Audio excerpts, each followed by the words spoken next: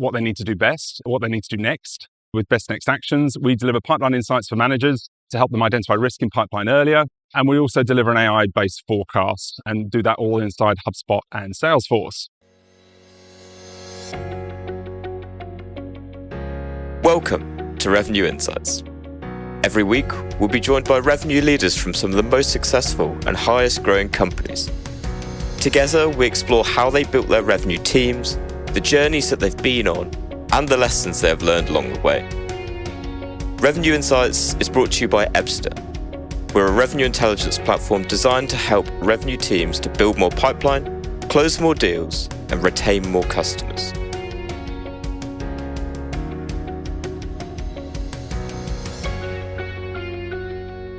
Ebster itself, as a business, we're an AI-first revenue platform. And really, we deliver three things. We help with what we call AI-guided selling. This is all about helping sales reps understand what they need to do best, what they need to do next with best next actions. We deliver pipeline insights for managers to help them identify risk in pipeline earlier. And we also deliver an AI-based forecast and do that all inside HubSpot and Salesforce. We have 3 brand guarantees. These are quite new for us. We guarantee to improve your rep quota attainment within 6 months. We guarantee to improve forecast accuracy to within 10%. And we also guarantee to get you live within 30 days. So welcome any feedback on those, because that's the first time I've said that out loud. So I'd love to, last show of hands, I promise, I'd love to understand how many people in the room have downloaded or seen the content from the 2024 benchmark report. Very good. Well, thank you so much for downloading that content. We had over 1,500 companies download that content in the first 6 months of the year. And we also saw hundreds of posts and comments online and on social. And I've had lots of people come up to us and talk to us about how they use that content in their own SKOs, at their board meetings to help justify some of the big decisions that they're having to make. So really enjoy the fact that we can kind of contribute to the community and people are getting a lot of value from this content. Today, what we're going to be doing, part of our agreement with Pavilion, is that you guys get the very first opportunity to see the latest data. So this information hasn't been out there in the web yet. We're going to be making it available today. And then we're going to be doing a little bit of a roadshow, a virtual roadshow around all the different communities within Pavilion. And then next month, this information will start getting out there to the wider market. So this is an update on the benchmark report that we launched in January, and it covers the last 6 months worth of data. So people always want to understand where the data's come from or how much data we've covered. And you can see here that the latest update covers data from 4.7 million opportunities, representing over $57 billion worth of pipeline. And this year is the first year where we also analyzed over 1.2 million hours of sales calls, trying to understand what's actually going on in those sales calls and in those discovery meetings. So before we jump into the H1 update data, let's cast our minds back as to where we were in January. So what did the numbers look like at the end of last year, beginning of this year? And it didn't paint a pretty picture. We saw at the end of last year, win rates had dropped dramatically, deal values were down, and sales cycles were increasing. And that wasn't the end of it. Over 2/3 of sales reps were missing their quota. The gap between the top and the average performers had grown from 6x to nearly 9x. And deal slippage had grown where nearly half of all deals were slipping past their anticipated close date. So as we move on to the first half of 2024, and what the state of sales looks like as we move into the second half, unfortunately, the data doesn't look like it's moving in the right direction. I say that with a smile on my face. So rep velocity is now over 10x between our top and lowest performers across our organization. We're going to dive into these numbers in a lot more detail as we go. We're now seeing that 2/3 of sales reps are missing quota. And deal slippage has actually gone down, but that doesn't tell the whole story. We're going to jump into it. So when we think about the number of reps that are missing quota, behind that number, what we can see is that win rates have dropped and sales cycles have continued to increase. Now, there is some green shoots. We see that the deal values are starting to increase again. So I think towards the end of last year, we were seeing there was almost a fire sale going on. People were doing anything and everything they could to get the deals over the line. And they were cutting all sorts of crazy deals. And so we think that started to slow down and people are starting to protect their numbers again. But the deal values are creeping up. But when we think about deal slippage, this is a really interesting number here. So when we dive into the numbers, what we can see is that in the first quarter of the year, nearly 10% of our sales teams were culled. So we got rid of those low performers. They weren't performing, they weren't hitting their numbers. We got rid of that bottom 10% in the first quarter. And then in the second quarter, we grew our sales teams again. So we started hiring more salespeople to join the teams that we had. And so you can start to see how that deal slippage number actually increased in the first quarter. But once we got rid of the lowest performers, we're clearing out their pipeline, we're starting again, and we've got these new reps coming in that aren't necessarily fully ramped yet. And that gives us an understanding a little bit about why the delta between those top and lower performers is so wide, is because those lowest performers aren't necessarily fully ramped and operational quite yet. Now, there's a positive sign on this graphic. We can see that the pipeline created has grown dramatically, okay? And we can start to see that we've increased our average pipeline by 25%. However, we've heard this story before. Reps are underperforming, we churn them, we hire a load more, we create a load more pipeline, and we assume that the conversion rates we were achieving before, well, we'll get them again, okay? Because we've got all this new pipeline now, we can use that as our safety net. We can all sleep at night, don't worry. I know we missed last year, but it'll be okay because we've generated all this new pipeline and we're definitely going to get the same conversion rates, right?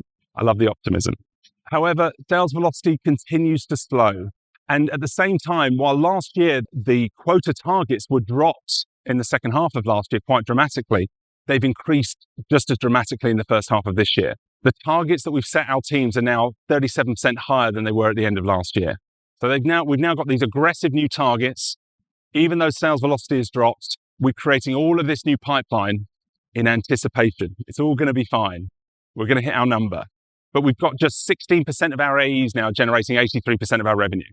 Sounds a bit scary. So rather than focusing on the 75% of reps that are missing quota, what I want to do for the rest of this presentation is think a lot more about the 25% that are exceeding quota. What are they doing differently? And I want us to think a lot about this quote at the top, one of my favorite quotes. Those who cannot remember the past are condemned to repeat it. So my view is, as we jump into it and we start looking at the pipeline we created, what we're going to see is that the proportion of that pipeline, that the amount of pipeline we created, while it grew by 25%, the amount of ICP pipeline didn't grow at all. So we're now just a whole lot busier and even less likely to hit our number. So what can we learn from the success of our top performers? What can we do differently now to give ourselves the best possible chance of winning as we move forward? So I mentioned before, this graphic is showing us the volume of pipeline that we created in the first 6 months of this year has grown dramatically. And we know that our win rates are over 3 times higher when we're selling to ICP. But the volume of deals that represent ICP has remained relatively static. And that's the biggest challenge here. Just 18% of the pipeline now matches ICP. So we've got all of this inbound stuff coming through. We're working lots of deals, but we're being busy fools. We're not necessarily delivering. So qualifying deals is increasingly important. Now, we talked a lot last year about qualification methodologies and that we saw a massive increase in number of businesses that were adopting some sort of methodology. You can see here, 90% of businesses are now using a structured methodology in the way that they're qualifying their customers. But the top performers are qualifying their customers much, much more than the B and C players in our organizations. They're 3.5 times more likely to use that methodology consistently in the way that they're qualifying. So what we saw last year was a huge investment in training our sales teams as to what methodologies were. And for what it's worth, we didn't see a huge delta in the different types of methodologies. General rule of thumb, use whichever's easiest. The simpler the methodology, usually the better. But whichever methodology you've chosen to adopt, whether it's SPICE or MEDDIC or BANT, MEDPIC, very popular at the moment, the challenge isn't necessarily just training the sales teams on how to use them, but then getting that information recorded in the system of record is always a huge challenge. And we saw it last year. And it's one of those mistakes we keep making. We keep using the limited capacity for learning that our sales teams have to teach them how to do things that the AI can do better than they can, instead of using that limited capacity for learning to teach them how to deal with objection handling, how to build the relationships with the right stakeholders, how to maintain momentum during that sales process. These are all things that the AI is going to struggle with. But when it comes to documenting how well we qualified our customers or logging the activity in the CRM, again, the AI can do all of that a whole lot better than the reps can. We saw over 2/3 of deals that pass the qualification stages are not qualified well enough. So we need to do better at our qualification. We need to ask the difficult questions. There is no point working on opportunities that aren't real. And this inefficient discovery process is leading to a real poor value alignment and pipeline health. So a few takeaways from this graphic here. What we can see is those top performers are not afraid to close off opportunities as lost a whole lot earlier in the sales process. While lower performers, our B and C players, are waiting until much later in the sales process. They've invested all that time and energy, and they're only closing off the opportunities as lost much, much later in the sales process. They're very happy, happy ears. The person I spoke to, lovely person. We got on really well, but I forgot to ask them if they had a budget, right? So helping them to understand how to qualify better, ask the right questions, and using AI to pick that information out of the calls and score how well the customer's been qualified, and using that score as a benchmark and a trigger to encourage the reps to beat that score next time has been a really good way of getting people to adopt these qualification methodologies. A whole lot easier than getting them to manually record everything inside Salesforce. So the low performers they're closing their deals off. A third of their deals are being closed off as lost at that later stages, the proposal and negotiation stages, and it's a big challenge. The other challenge here is momentum during the sales process. If we don't maintain momentum, by the time we get to that proposal stage, the solution that we're pitching isn't necessarily the solution that the customer needs. And we've lost that momentum. We've lost that alignment of our solution and their challenges. And we need to get much better at doing that. What we've been looking at here is why deals are closed off as lost. And what we can see very clearly is that certainly over the last 2 quarters, there's been a big increase in lack of momentum and lack of engagement with the relevant decision makers on the reason why deals are closed off as lost. So we need to get better at engaging not just 1 or 2 key stakeholders, but the entire buying committee. And the challenge around low momentum is usually because we haven't met ICP. We're not talking to a business that actually matches the companies that we should be selling to. So when we compare that to the top performers, they are 2.5 times more likely to have that C-level, the whole C-suite engaged, or the relevant C-suite engaged, much, much earlier in the sales process. And as you can see, the top performers are 77% more likely to create pipeline that matches ICP. Now, one of the things we've got to be careful of is understanding the level of coverage each rep needs to hit quota. I know what we've seen a number of times is where, as leaders, we end up beating up the top performers because they haven't got quite as much coverage as everybody else. But they're closing 30% of their opportunities off as lost at that discovery stage. And we should be encouraging that rather than beating them up about the fact they haven't quite delivered. So we know that engaging the C-suite is important, but how important is really fascinating. And you can see by this heat graph, the level of engagement with the C-suite at the earlier stages for the top performers is absolutely key. And it increases sales velocity by over 9 times. So understand who your buyers are, who the entire buying committee is, which key stakeholders are important. And the short answer to that question is already in your data. Every deal you closed, won and lost in the last year, knowing which personas we engaged with, scoring how much engagement you achieve with each of one of those personas at every stage of the sales process will help you understand what good looks like and give you a benchmark to use to help the sales team achieve their outcomes. Now, the number of stakeholders involved in the buying committee has continued to increase. If we exclude the enterprise deals, the mid-market and commercial deals, we've seen the number of stakeholders increase quite dramatically to get that deal over the line. And a special note here for Jen from Go Nimbly. We know that win rates are now 14% higher if we can get that senior finance persona engaged earlier in the sales process. Okay, so it's not just about getting the C-suite engaged. We need them engaged before we're presenting back the solution. And it's vital that the finance persona is now brought into the camp. We know they have a massive impact on decisions. And if we don't speak to them until we've presented back the solution, they won't feel like they're involved in that decision making. And you might find yourself in a place where they're pushing the deal right at the end of the process. Objections have also increased dramatically. So as we've analyzed more and more sales calls, we're looking at the types of objections that are being raised in the sales process. And what we can see is that the buyers are becoming more and more educated. And we kind of know that anyway. But if we can deal with the objections by the middle of the sales process, we are 3 times more likely to win the deals.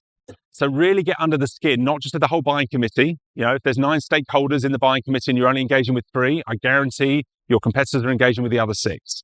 Even if they're going to be a detractor, get them involved. Understand what their objections are. And then really dig under the skin of what those objections are. Okay? Ask the questions time and again. Really get under the skin of what their challenges are. And you can see here, people are more interested than ever around ROI.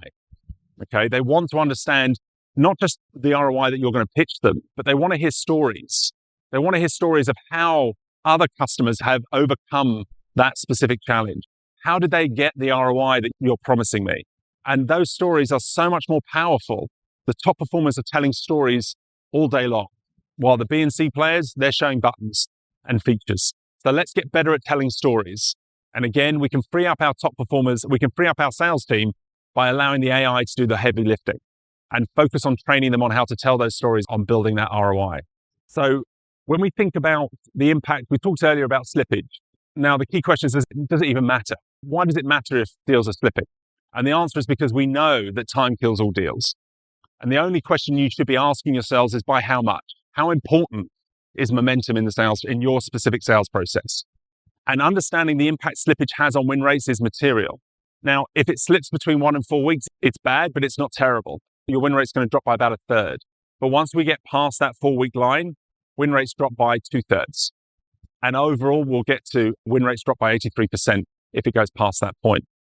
So understanding the impact of time on your win rates will help you to liberate your sales team by helping them close deals off as lost sooner. We had a customer where we were able to go back through their historical deals and show them that once a deal had slipped past 12 weeks, their win rate was zero. They still had over 120 deals in flight that had a slippage of over 12 weeks. So know your data, understand the influence these data points are having, and let's get tighter at this stuff. So how are we going to improve quota attainment? I'm going to summarize in kind of 5 key points here, and then we'll go on to some questions. But we want to understand what's driving ICP, understand what ICP is driving the best outcomes. Again, the past data will tell you which personas, what geographies, what verticals does really make ICP. Getting strong on that and then focusing the majority of the sales team's energy on that ICP is absolutely key to us hitting quota. Qualify. Okay. If you're not closing 30% of your opportunities off at that discovery stage, especially if you've got an inbound motion, you're spending far too much time on those deals. And the unintended consequences of that is they're not working on deals that should be closing. They're not focusing, they're distracting the solution engineers, the finance team, the legal team, security, all of that inefficiency, all of that time spent in deal inspection meetings, reviewing deals that aren't even deals. We need to get better at qualifying our deals. And AI can help us here. Set your criteria, put the prompts in, let the AI tell you how well the customer's been qualified. And if they've not been qualified well enough, don't let them leave discovery. Keep going back. When a rep gets that green thumbs up that they've qualified the customer well enough to leave discovery, they get a little badge. It's a big win for them. And they'll never want to do it the other way again. Understand what objections are being raised on your discovery calls, on your sales calls. And different personas are going to have different types of objections. The finance team are going to have specific questions around ROI. Your buyers, your leaders that you're selling to are going to have different objections to the users on the ground. How important are the users on the ground? Maybe they're vital. Maybe they don't matter at all. But understand what objections that they are likely to raise and start training your sales teams on how to address those objections. The top performers get those objections behind them much, much earlier in the sales cycle than everybody else. So understand and train around those personas and those objections will really help you through that effective discovery. Build those genuine relationships with the C-suites. And don't forget about the finance persona. They become a vital part of that sales cycle now. There's no point ignoring it. Well, if we keep the deal value under a certain number, maybe they won't notice. Get their engagement, get their buy-in. The finance team want the same ROI everybody else does. And if you can get them bought into it, you're going to streamline through the latter stage of the sales process. And then reinforce that winning behavior and the AI workflows and data automation. We're in 2024. Now, even in 2024, relationships still drive revenue. And that's why we spend so much money on these sales resources. We expect them to go out and build those strong relationships with our prospects, with our partners, with our customers, but free them up to do what they do best. And in 2024, the AI can do all of the rest for them. The AI can fix all the dirty data in CRM. The AI can automatically log all the objections raised on calls. The AI can build your follow-up email with all the next actions agreed. It can fast track all of that for you. And it can do it inside the CRM and the system of record. So let's focus our energies on taking the brakes off the sales team and encouraging them to focus on the things that they can do better than the AI. Well, thank you so much for listening to the content today. I hope you found it useful. You can download the H1 2024 update by scanning the QR code here today. Also, if any of the points we've raised sound relevant and pertinent to you and your business, you can come and meet with me. I'm here for the next 2 days. We've also got a booth outside all the way to the right. I'm sure our team would love to meet you as well. You're also welcome to reach out to me via LinkedIn. And I hope you've enjoyed the content. Thank you very much. Thanks for listening to Revenue Insights. If you want to learn more, subscribe to our newsletter and we'll deliver every episode straight to your inbox. If you have any questions, feel free to connect with us on LinkedIn. Our links will be in the episode notes. See you next week.